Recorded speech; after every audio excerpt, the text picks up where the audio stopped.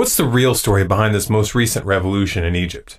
Looking at it on the surface from the viewpoint being handed to us by the mainstream media, it's hard to make out a clear picture, especially since much of the information that we're being given seems contradictory. There's some key evidence that's being obscured by the official line. Once you see that evidence and connect the dots, it all makes perfect sense. And that's what we're going to do in this video. Now, the variable that must be looked at first and foremost if you want to understand the events unfolding in Egypt is the geopolitical importance of the region, especially in relation to oil. Egypt is the home of both the Suez Canal and the Sumed Petroleum Pipeline. 7.5% of world sea trade passes through the Suez Canal. About 20% of this traffic is oil tankers, and 6% is natural gas. The Sumed Pipeline carries approximately 2.4 million barrels of oil a day. As of 1955, 2/3 of Europe's oil passed through Egypt. More recent figures are not readily available, but they may in fact be higher. The Suez Canal and the Sumed Pipeline are listed as World Oil Transit Choke Points on the U.S. Energy and Information Administration website, EIA.gov. The Strait of Hormuz, which is controlled by Iran, is also listed. Make a mental note of that because it's a very important variable in this equation. Collectively, the Suez Canal and the Sumed Pipeline are the only two direct routes for transporting crude oil from the Red Sea to the Mediterranean. If ships were unable to navigate through the Suez Canal, or if the Sumed Pipeline were closed, oil tankers would have to be diverted around the southern tip of Africa, the Cape of Good Hope, adding approximately 6,000 miles to transit, increasing both cost and shipping time dramatically. According to the International Energy Agency, shipping around Africa would add 15 days of transit to Europe and 8 to 10 days to the United States. This would translate directly into higher oil prices. This was demonstrated clearly as oil prices rose above $100 a barrel in July due to fears that unrest in Egypt would interrupt supply. Whoever controls Egypt controls these choke points. And because of this, the country has been the subject of numerous power games and intrigues over the past century. One of the most notable of which was the Suez Crisis of 1956, in which France, Britain, and Israel initiated a war with Egypt after Egypt nationalized its canal. This crisis, also known as the tripartite aggression, started when the Israelis invaded Egypt's Sinai Peninsula, forcing Egypt to defend itself. The English and the French then declared the resultant fighting a threat to the canal, so they entered the war on Israel's side. This strategy, which came to be called the Protocole de Sèvres, had been pre-planned and agreed upon in discussions between the three countries and France earlier that year. We're taught in schools that the age of colonialism ended sometime in the early 1900s, but this really isn't true. Colonialism is still very much alive and well. It's just taken a new form. What we have today is covert colonialism. The United States and its allies have become very adept at toppling governments that are not cooperative and installing puppets to do their bidding. The first documented example of this was a US and British-backed coup of 1953, which removed the democratically elected Prime Minister Mohammad Mossadegh from power in Iran after he nationalized Iran's oil fields and installed the Shah in his place. The Shah, of course, promptly let the US and British oil companies back in. Just one little problem. The Shah was a dictator, and he was very unpopular. The Iranian people don't really like being ruled by puppets, so they overthrew the Shah in 1979 during the Iranian Revolution. The government that replaced him has this crazy idea that Iranians should run Iran, and that the US should mind its own business. Of course, for Washington, this is unacceptable, especially since approximately 20% of the world's oil passes through the Strait of Hormuz, and Iran itself is sitting on the world's third largest oil reserves. The United States has been trying to find a way to get a regime change in Iran for some time now. For many years, the focus has been on building up a trumped-up case against Iran's nuclear energy program, claiming that they're working on building a bomb. This hasn't gotten much traction internationally or domestically, largely due to the fact that the US government no longer has any credibility on these types of issues. You can only cry wolf about weapons of mass destruction so many times before people start to roll their eyes. Furthermore, both the CIA and Mossad have come forward stating that Iran hasn't even made the decision to build a nuclear weapon, much less start. So Washington was forced to take a more indirect route to get to Iran, and that indirect route is through Syria. Syria is Iran's closest ally, and the two countries have a mutual defense agreement.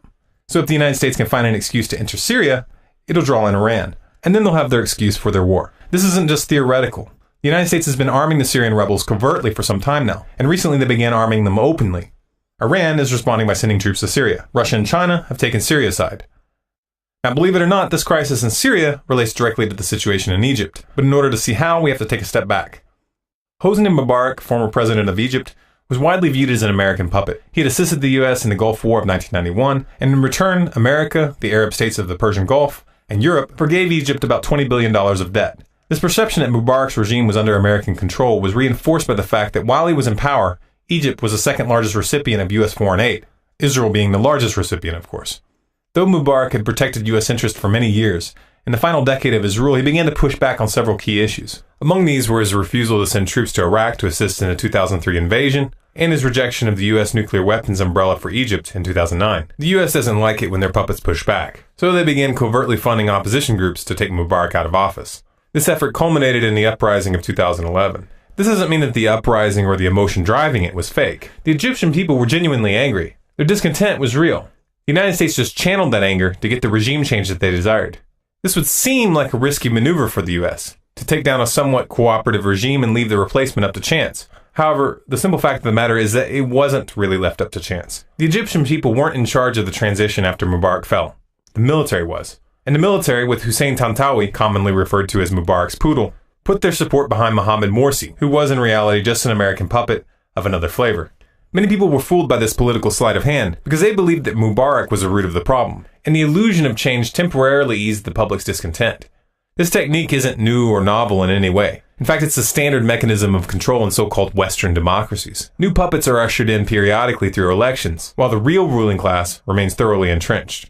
That's the benefit of using a figurehead. They're disposable.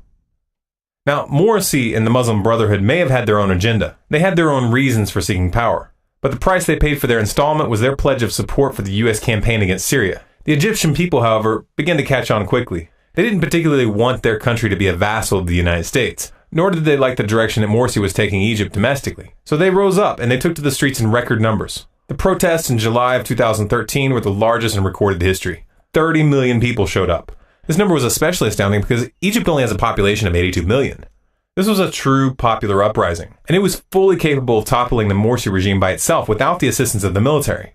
However, if that had happened, the outcome would have been unpredictable, and Washington would have lost all leverage in the situation.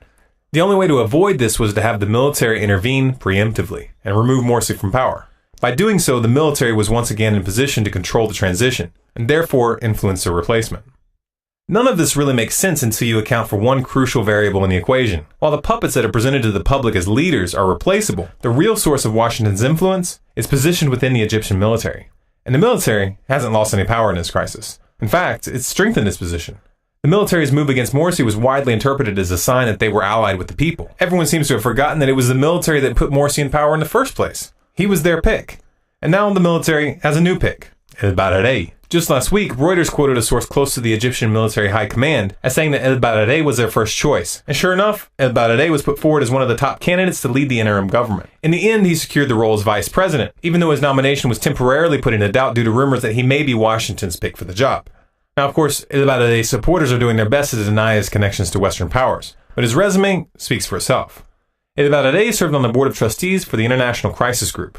This page has since been removed from the Crisis Group website, most likely because a lot of people were linking to it as evidence. George Soros sits on the executive committee of the International Crisis Group, alongside Council on Foreign Relations member Morton Abramowitz, and Zygmunt Brzezinski is listed as a senior advisor. That should tell you something about the organization right there. Furthermore, just this past February, El-Baradei was working actively to get Egypt to accept a large IMF loan, which was of course tied to structural adjustments and austerities. Just his eagerness to bring in the IMF tells us everything we need to know. IMF loans with the strings that they attach are Trojan horses. They're used to bring countries under Western control by saddling them with unpayable debt. For more information on how IMF and World Bank loans are used as weapons, do a Google search for Confessions of an Economic Hitman. Now the details in Egypt are changing by the minute, and it may be that an entirely different puppet is put forth through the elections in the end, one that doesn't have any publicly traceable connections to the US or NATO. But make no mistake, these neo-colonialists will not just stand by and let the Egyptian people choose their own course. The control of the Suez Canal and the Sumed pipeline is too important. Either a new Western puppet will be installed, or there will be more interference, and the situation could degrade into a civil war. One way or another, this drama isn't over. If the Egyptian people don't want another US puppet, the military can't be allowed to run the transition. All remnants of the old regime's leadership in the armed services must be retired from service, and every politician with connections to the US, NATO, or their globalist front groups needs to be removed from the running. This is the only way that the Egyptian people are going to have any chance of self-determination. If you'd like to understand the real stakes of this conflict, please watch The Road to World War III. If this is a message that you feel people need to hear, then please share this video through as many avenues as possible. Post it on Facebook, on Twitter, on your blog, send it to your friends via email. Feel free to download it, put it on disk, translate it, hand it out to people. If you do make a translation, please post it as a video response so that it's easier for people to find. If you'd like more videos like this, subscribe to Storm Clouds Gathering on YouTube. You can find us on Facebook at facebook.com/StormCloudsGathering, on Twitter at Collapse Updates. You can find us on Google Plus by doing a search for Storm Clouds Gathering, and of course our website is stormcloudsgathering.com.